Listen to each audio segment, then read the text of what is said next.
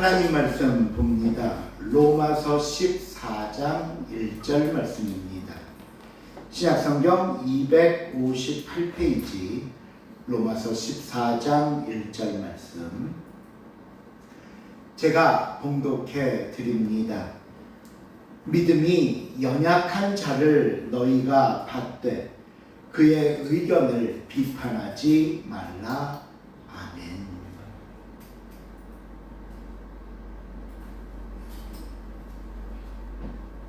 교회를 보면 참 다양한 사람들이 모여 있습니다.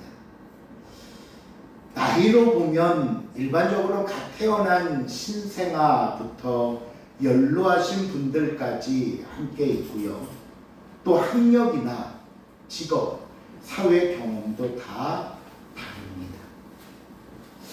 신앙생활을 한 연륜도 다양해서 이로 인해 여러 가지 생각을 하고 말하고 행동하는 것도 다를 수밖에 없습니다. 이러한 현실과 상황 속에서 과연 성도들은 다른 성도들을 어떤 모습으로 대해야 할까요?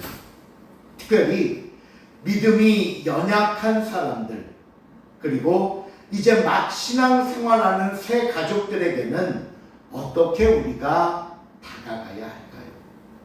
이것이 바로 오늘 본문의 내용입니다. 본문 1절을 먼저 보시면 이 질문에 대한 대답을 성경은 이렇게 하고 있습니다. 우리 1절 말씀 같이 한번 읽어볼까요? 시작. 믿음이 연약한 자를 너희가 받되 그의 의견을 비판하지 말라. 이 말씀은 조금 전 제가 드린 질문의 대답임과 동시에 이것을 이룰 수 있는 두 가지 방법을 제시하고 있는 겁니다. 보세요. 첫 번째는 뭐냐 하면 받으라, 받는다 말씀합니다. 즉 믿음이 연약한 자를 받으라. 그들을 그냥 받으라. 그 사람들이 그렇게 생각하고 그 사람들이 그렇게 말하고 행동하는 것은 왜 그러냐? 믿음이 연약하기 때문이다. 이제 막 교회 생활 시작하는데 그 사람들이 무슨 믿음이 있어서 하나님의 뜻을 말하고 성경의 가르침을 지킬 수 있겠습니까? 그저 지금은요, 교회에 나오는 것만으로도 고맙게 여겨야 할 그런 신앙의 단계의 사람들도 분명히 있다는 겁니다. 왜 우리가 갓난아기를 낳으면 처음부터 몸에 좋다고 고기 먹이고 운동하라고 뛰라고 그러고 하지 않지 않습니까?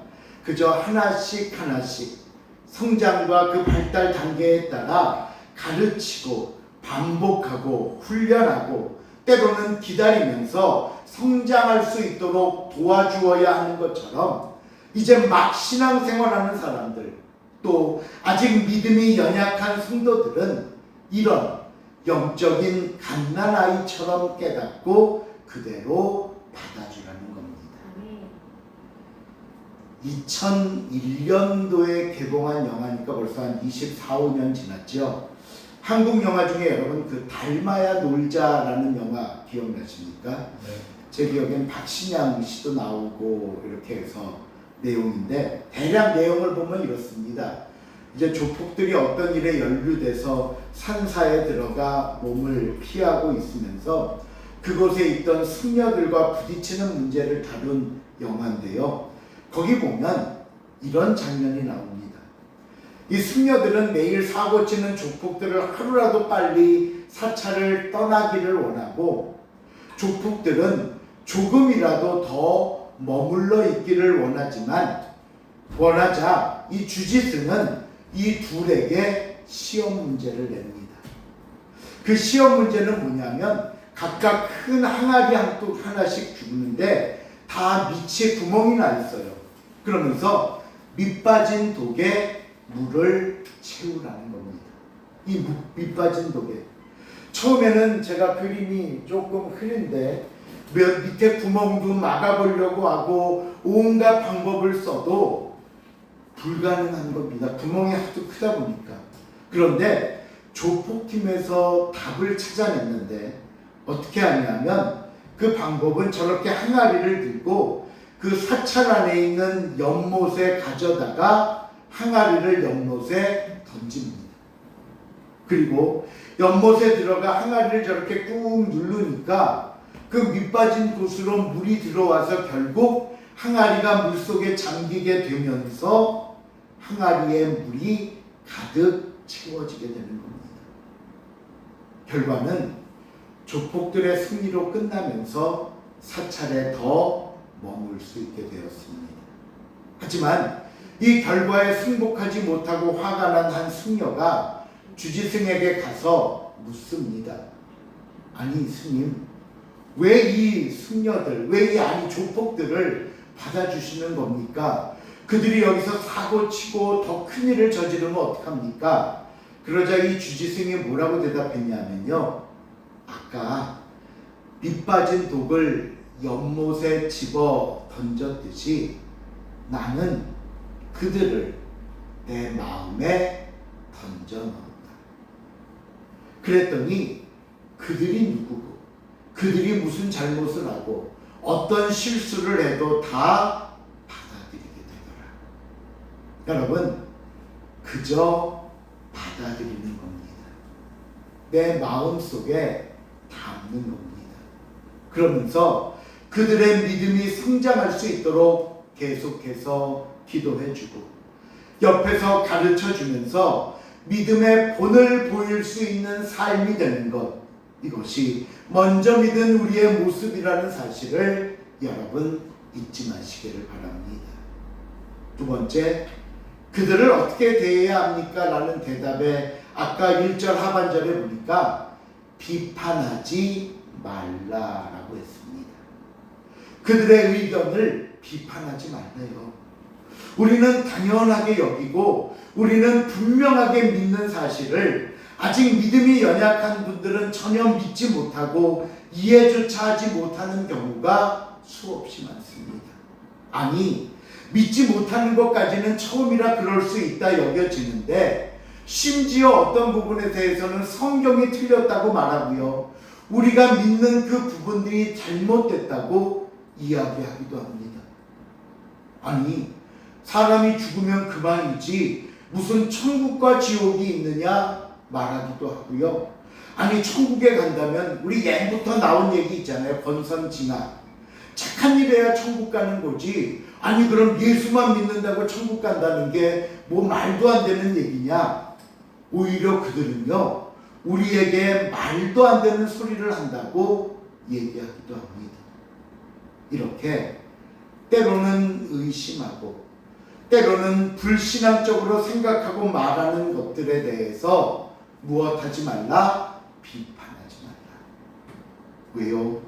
아직 그들은 우리와 같이 믿음이 세워지지 못한 연약한 사람이기 때문입니다. 그러면서 한 예를 드는 게 있는데 그 예가 뭐냐면 오늘 본문 2절, 3절 말씀입니다. 같이 한번 읽어볼까요? 본문 2절, 3절. 어떤 사람은 시작. 어떤 사람은 모든 것을 먹을 만한 믿음이 있고 믿음이 연약한 자는 채소가 먹느니라. 먹는 자는 먹지 않는 자로 앞서게 하지 말고 먹지 않는 자는 먹는 자를 비판하지 말라. 이는 하나님이 그를 받으셨습니다. 갑자기 먹는 얘기가 나오잖아요. 이게 도대체 뭔 얘기냐? 먹는 자는 뭐 먹지 않는 자를 어떻게 하지 말고.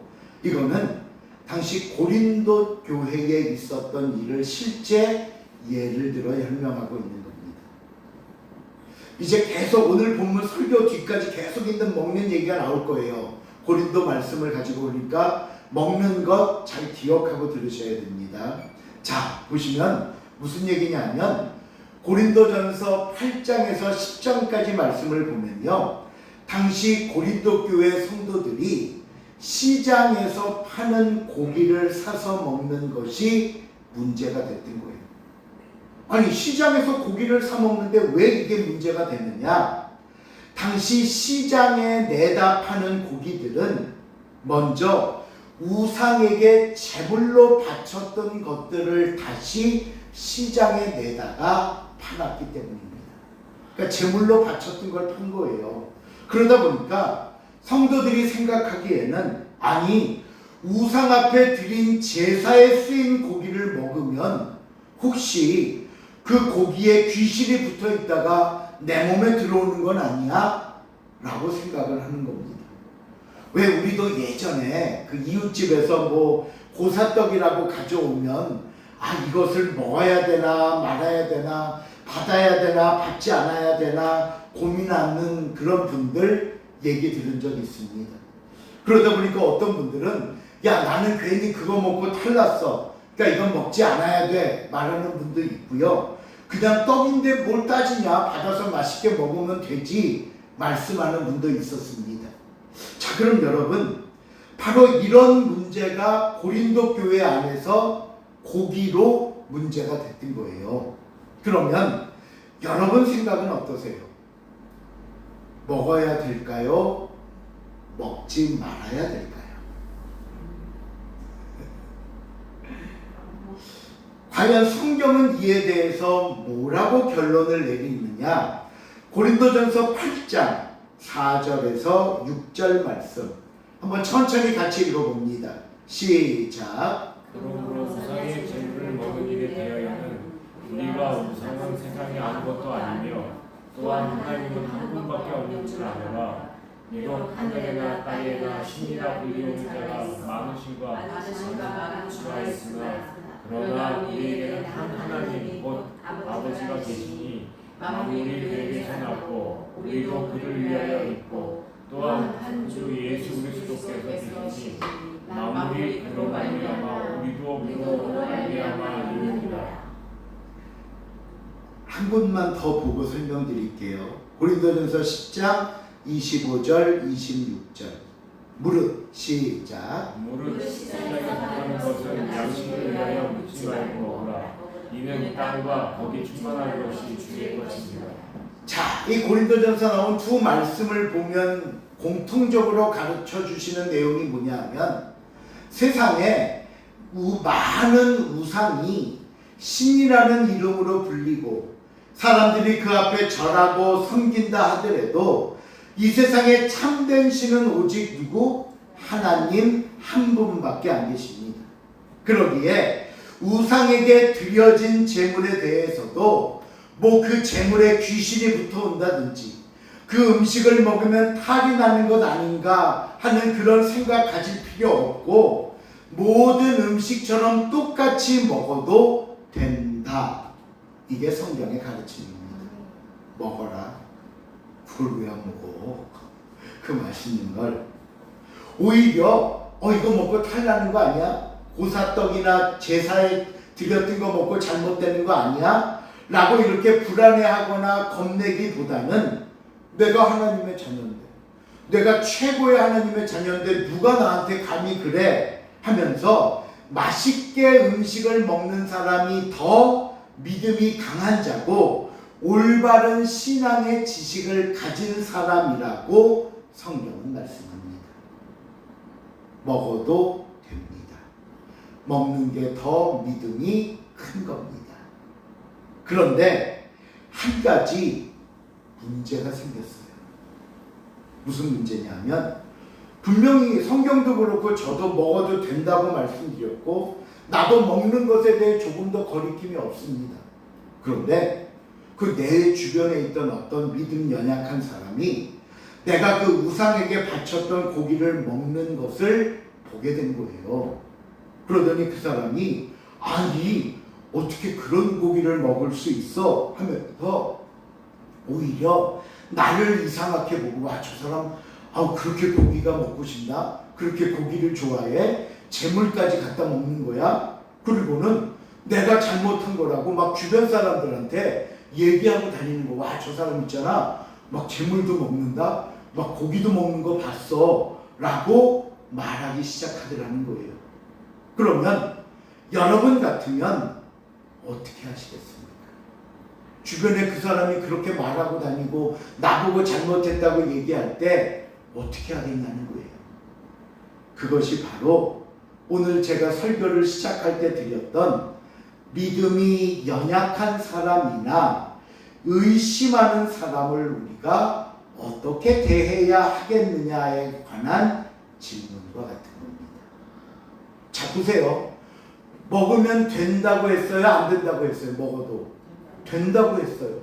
또 아무렇지 않게 여기는 것이 오히려 더 믿음이 크다고 했어요? 작다고 했어요? 크다고 했어요. 그러니 난 먹어도 아무 잘못 없는 겁니다.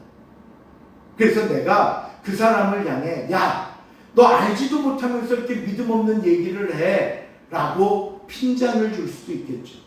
먹는 게 마른 거야. 성경에도 먹으라고 돼 있어. 또 그 사람이 얘기하고 다녔던 다른 사람들을 향해서도 아니야. 그 사람이 몰라서 그래. 그 사람이 잘못 알아서 그래. 그러면서 이 성경도 보여주고 목사님 제가 했던 이 설교도 들려주면서 오히려 그 사람이 잘못됐다고 비판했을 수도 있습니다.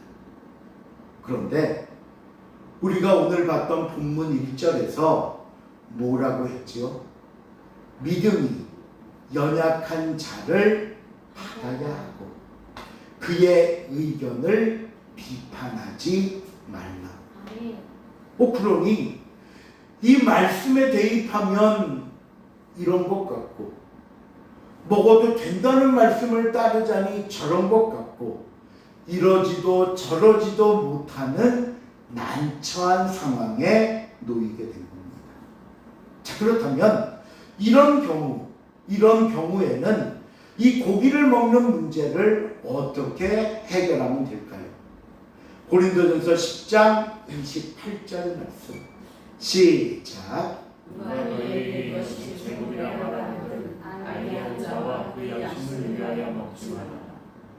너희에게 그거 우상에게 바쳐졌던 제물인데 그거 우상에게 드려졌던 제물인데 라고 말하는 그 믿음이 연약한 사람들을 위하여 먹지 말라. 고린도전서 8장 12절 볼게요. 8장 12절 시작. 이같이 너희가 그들에게 죄를 지어 그 약한 양심을 상하게 하는 것이 곧 그리스도에게 죄를 짓는 것입니다. 이번엔 조금 더 강하게 말씀하면서 만일 그 마음이 연약한 자들, 믿음이 연약한 자들이 우리가 하는 행동을 보면서 상처받게 된다면 이것은 그들의 부족한 믿음이나 그들이 알지 못하는 성경 지식의 문제가 있는 것이 아니라 내가 소위 안다고 말하고 괜찮다고 말하면서 계속 행동하는 저와 여러분이 죄를 짓는 것이라고 말씀합니다. 우리가 죄 짓는 거예요. 우리 죄래요. 그런데 여러분 솔직히 말씀드리면 이 말씀이 우리가 죄라는 말씀, 먹지 말라는 말씀이 도저히 이해되지 않을 뿐만 아니라 우리를 너무 억울하게 만듭니다. 왜요? 아니 제일 처음에 분명히 먹어도 된다고 했잖아요. 먹으라. 오히려 더 먹는 것이 강한 믿음이고 참된 신앙의 지식을 소유하고 있는 거라고 말씀했잖아요. 그런데 왜 뒤에 와서는 갑자기 먹지 말라고 하시고 오히려 먹는 것이 죄가 된다고 말씀하시니 왜 이랬다 저랬다 하시느냐는 겁니다. 왜? 오히려 우리가 옳고 그들의 생각이 잘못됐다면 잘못된 믿음을 고쳐주고 잘못 알고 있는 부분을 가르쳐주는 게 올바른 것이지 왜 우리 보고 잘못된 것들을 따르라고 하느냐. 이거는요 정말 누가 들어도 억울하다고 말할 수 있는 겁니다. 자, 그렇다면 왜 사도 바울은 나중에 이런 결론을 하게 되었는지, 왜 그것을 행하는 것이 죄가 됐는지 이유를 알아야 될 거 아니에요. 그렇죠? 처음엔 가능하다고 했다가 이제는 그러지 말라고 하는 이유를 알아야 될 거 아니에요. 성경은 그 이유를 두 가지로 얘기하는데, 첫째, 오직 하나님의 영광을 위해 사는 모습이 되어야 하기 때문입니다. 우리가 계속 살펴보고 있는 이 고린도 말씀을 보면요, 먹느냐 마느냐의 상황에서 옥신각신하다가 고린도전서 10장 31절에서 결론과도 같은 말씀으로 이렇게 얘기합니다. 그런즉 시작. 그런즉 너희가 먹든지 마시든지 무엇을 하든지 다 하나님의 영광을 위하여 하라. 하나님의 영광을 위하여 하라.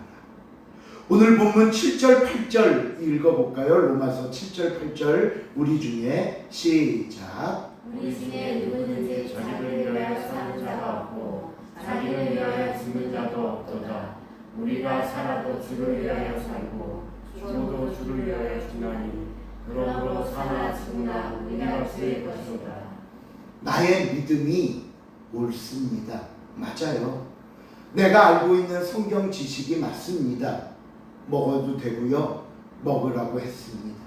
그러나 아무리 옳은 것도 믿음이 연약한 성도들이나 아직도 그것을 이해하지 못하고 의심하는 사람들 앞에서 나의 옳음만 드러내고 나의 정당하고 강함만 주장하면서 연약한 그들의 마음과 모습을 헤아리지 못했다면 그것은 내 자랑이고 내 교만이기에 죄가 된다는 겁니다.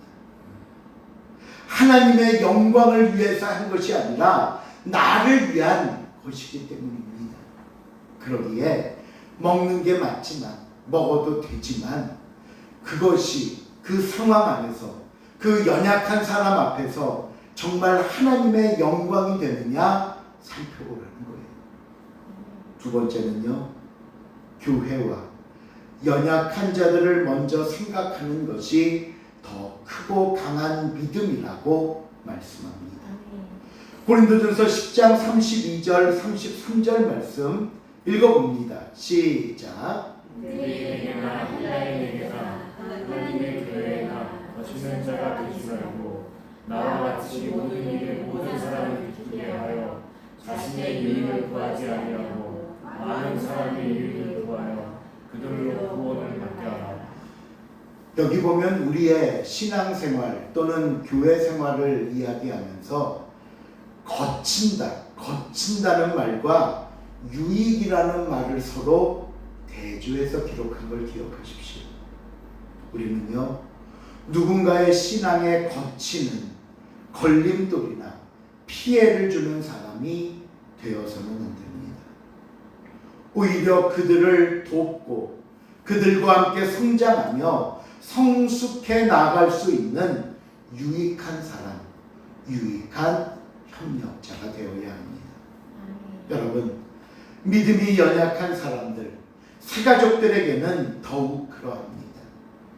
왜 우리 옛속담에 개구리 언제적 시절 기억 못한다고요? 올챙이적 시절. 예, 우리도 처음에는 그랬습니다. 어떨 때는요, 그들보다 더한 적도 있었습니다. 그러니 기다려주고 도와주고 유익을 줄 수 있는 것이 먼저 믿은 저와 여러분의 사명이자 책임이 되는 겁니다. 왜요? 하나님께서 그 연약하고 그 처음 믿는 사람들을 우리 교회에 더 깊이 들어가면 저와 여러분에게 맡기셨기 때문입니다. 그래서 바울은요, 이 먹는 문제에 대해서 심지어 뭐라고까지 말하냐 하면 고린도전서 8장 13절 한번 볼까요? 바울의 최종 결론이자 다짐입니다. 시작. 그러므로 받은 음식이 내 형제를 실족하게 한다면 나는 영원히 고기를 먹지 아니하여 내 형제를 실족하지 않게 하리라. 내 형제가 실족하는 것을 보느니 차라리 나는 영원히 고기를 먹지 않겠다. 나를 위해서가 아니라 그들을, 연약한 그들을 위해 섬길 수 있는 모습이 더 아름답고 성숙된 믿음의 모습이라는 겁니다. 맞아요. 내가 옳은 것도 맞고요. 내가 올바른 지식을 가지고 있는 것도 맞지만 믿음이 연약한 그들을 내가 받아줄 수 있는 것이 더 옳고 바른 모습입니다. 그들의 의견을 비판하지 않고 인내로 가르쳐주는 것이 우리의 사명입니다. 이것을 기억하고 실천하라고 성경은 말씀합니다. 말씀을 맺습니다. 우리는 종종 내가 옳다는 것을 주장하고 증명하기 위해 다른 사람들의 어떤 연약함이나 약점을 서슴없이 밝히며 때로는 무작위하게 무너뜨리려고 합니다. 나만 옳다고 증명되면 되고 다른 사람들의 입장이나 모습에 대해서는 안중에도 없습니다. 그러나 성경은 이런 우리의 삶을 가리켜 죄라고 말씀했습니다. 그건 죄다. 왜요? 우리의 삶이 하나님의 영광을 나타내야 하기 때문입니다. 다른 사람들에게 은혜와 유익이 되어야 하기 때문입니다. 인내하고 가르치면서 성장하도록 도와야 하기 때문입니다. 이것이 먼저 믿은 저와 여러분의 사명임을 다시 한번 기억하면서 삶 속에 이런 아름다운 돌봄과 배려와 은혜가 넘쳐나기를 주님의 이름으로 부탁을 드립니다. 기도하시겠습니다. 사랑의 하나님, 감사합니다. 오늘도 하나님 앞으로 우리를 이끌어 주사 예배케 하시고 하나님의 은혜와 능력과 그 사랑으로 우리의 삶을 물론이거니와 어떻게 또 대하며 신앙생활해야 할 것인가를 가르쳐 주신 은혜 감사를 드립니다. 하나님 깨닫게 하시고 함께하는 믿음과 삶 속에 우리의 모습이 그리고 우리의 신앙이 함께하며 나갈 수 있는 귀하고 아름다운 모습 되게 하여 주시옵소서. 감사드리오며 예수님의 이름으로 기도하옵나이다.